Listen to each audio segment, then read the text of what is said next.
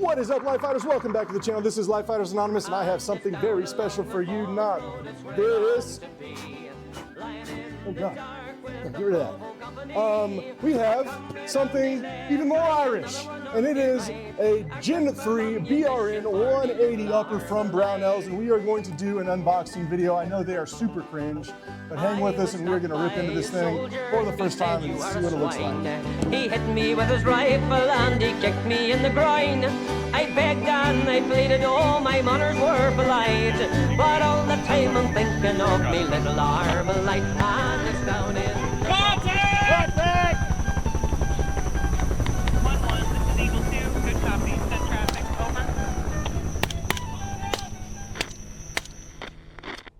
All right, guys, thanks for hanging with me, and sorry about the stupid intro. The troubles are nothing to be joked about, but we do have a very cool upper that is reminiscent of some past times that has been remade by Brownells here. This is a BRN-180. This is the third generation of it, and it was given to me to review here by Lima Foxtrot, who's here with me. So we are going to do a super cringe unboxing video, and if you plan on buying BRN Gen 180 Gen 3 in 223 Wild that is 6 inches, this is what you're going to get. So let's go ahead and rip into it and see what this thing looks like. I was actually thinking about buying one of these when they were the Gen 2, but I don't have too much money to spend on toys. So we're lucky that Lima Foxtrot won this thing. It's a fine box, manual, and we've got, looks like, our upper, and that's it, as it should be. Let's get rid of this stuff right there, into the burn pit, and our upper, sorry if you wanted that stuff. You told me to unbox it.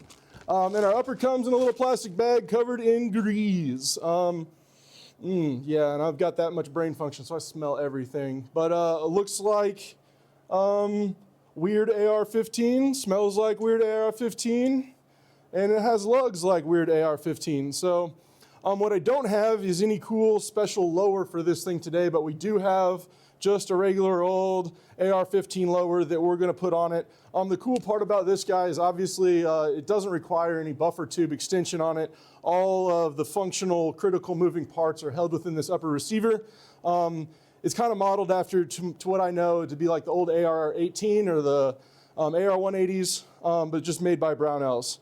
So first impressions I see, just off what I've seen pictures of on the Gen 2, is they've moved the charging handle over here. I believe on, correct me if I'm wrong, but I believe the first generation, the second generations had a kind of a protruded, I'd almost call it like a Galil style right-handed charging handle that came right out of the bolt.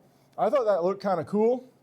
Obviously, function over form, and they've moved it over here to the left. So that works and looks pretty good to me.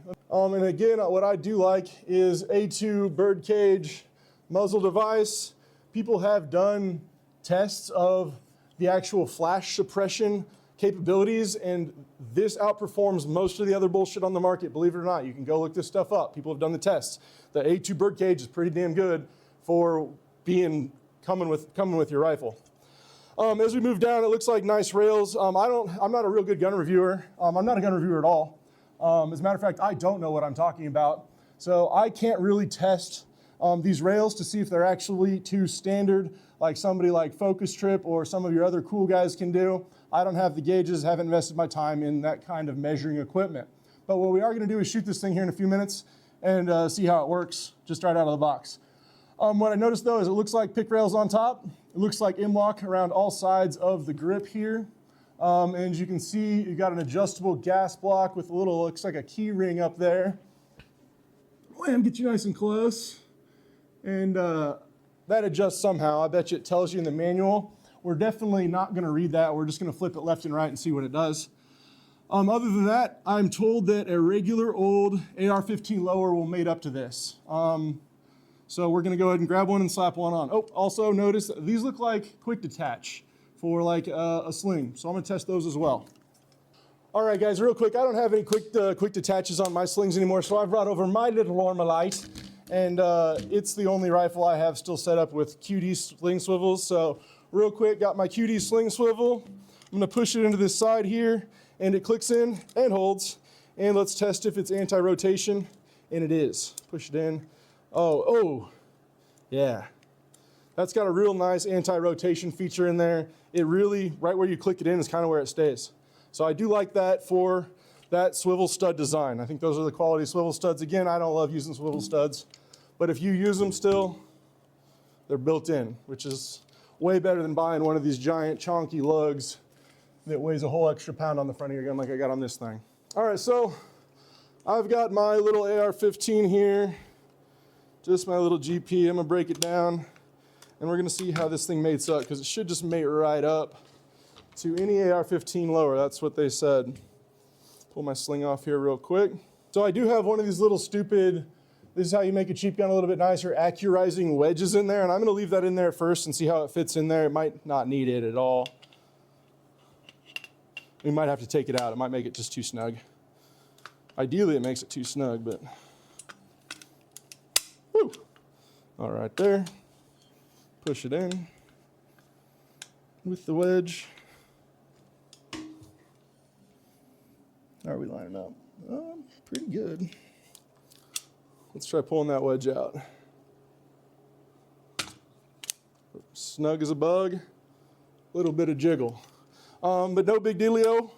On safe for YouTube. And we are clear. Of course, we did that way earlier before this video began, while it was still in the box. But here we've got a nice little package. Looks cool, if you ask me. So we're just gonna real quick throw some in-bust sights on here. And we're gonna go give this a couple test shots in the backyard. Maybe we'll run a build drill. All right, guys, we got the BRN-180 upper loaded up here with some live ammo, some 55 grain ball, Stanag magazine. This is gonna be the first live rounds through it, so we're gonna go ahead and just do a quick old build drill, because that's what people on YouTube do, I guess. 6 rounds at my military target here on my timer. So here we go. Don't laugh. Oh shit, that's fast. Woo! We don't know if we got him, but he's scared away. That is for sure. All right, well, as the gun went, rocking and rolling. We didn't have it lock open on the last round, but what I can do here real quick is let's test that. Strip these last blank ammunition out here. Empty mag in the gun. Eyes back on for YouTube safety. Oh man, these are my backups. Good enough. All right, weapons on fire. We're gonna see if it locks open on the last round of the mag here real quick. And it did not with this P-mag. Maybe we'll figure it out. All right, let's see how bad my shooting was.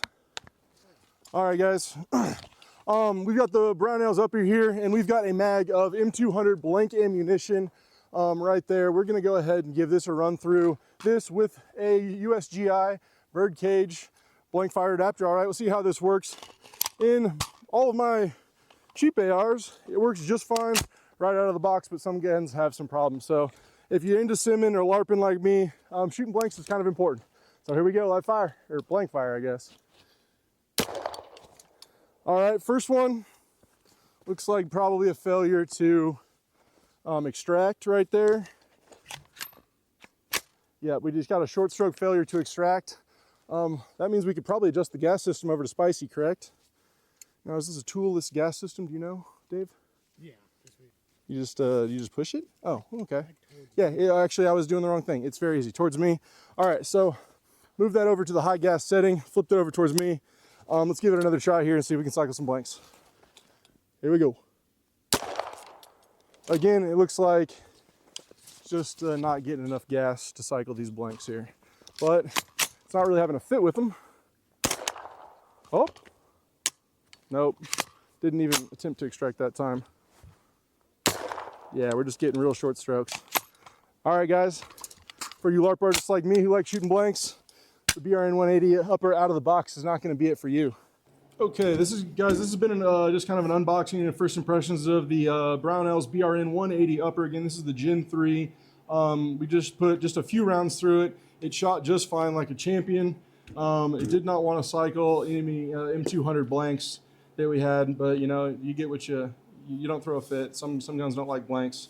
Again, we just threw some MBUS sights on there, so just ignore those. You don't get those in the package. But again, quite a nice little upper.